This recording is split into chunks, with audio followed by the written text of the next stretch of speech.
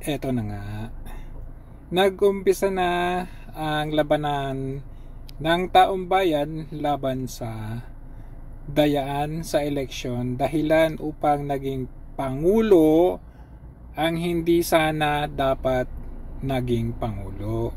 Dahil napakalinaw bakit ka magkakaroon ng meeting sa taong o sa kumpanyang nagpapatakbo ng eleksyon prior to the election. So ito na nga, expose ni Attorney Glenn Chong. Ang sabi niya, I don't want to pick a fight with anyone except Smartmatic.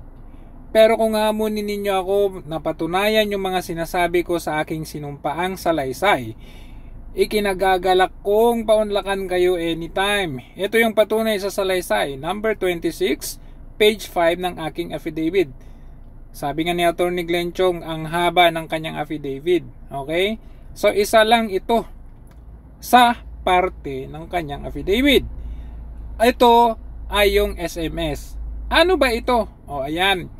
Ito yung chat or text kay Attorney Glenn Chong sometime in December 10, 2021. This is prior to the election, which is May 2022.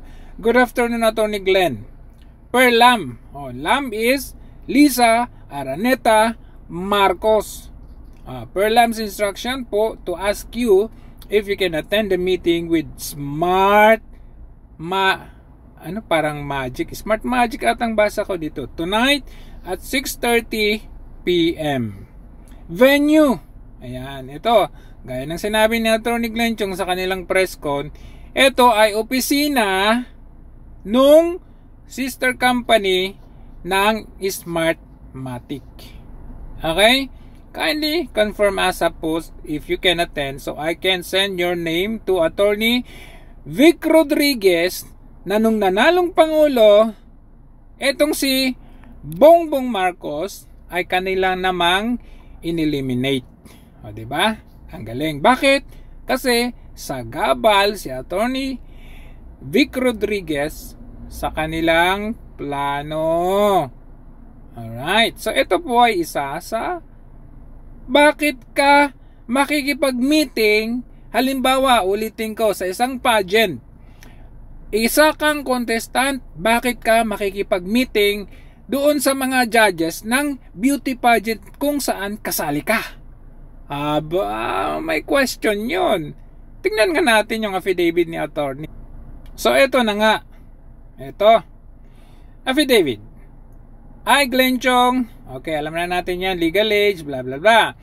I am a former congressman of Lone District, Biliran. Alam na natin yan. I have been advocating for honest and credible elections since 2010, kung saan kasama din dyan yung Pangulo ngayon. Alright? Ang advocacy dyan is expose ang fraudulent election, systematic cheating ng votes, Smartmatic, its affiliates and subsidiaries. Alright? Subsidiaries. What? Ano pa? Their wanton and unabated violations of applicable election laws, especially those actually violation na yung pagmi-meeting mo doon sa di ba? Pagmi-meeting mo doon sa Smartmatic prior to the election. So dapat doon pa lang disqualified na ang Pangulo ngayon. Okay? Their strange hold of procurement process as shown by their monopoly practically all election and related contracts 2010, 2013, 2016, 2019, 2022, and the coming 2025 kung saan magkano yon? 300 billion US dollars na naman ang gagastusin ng taong bayan dahil doon.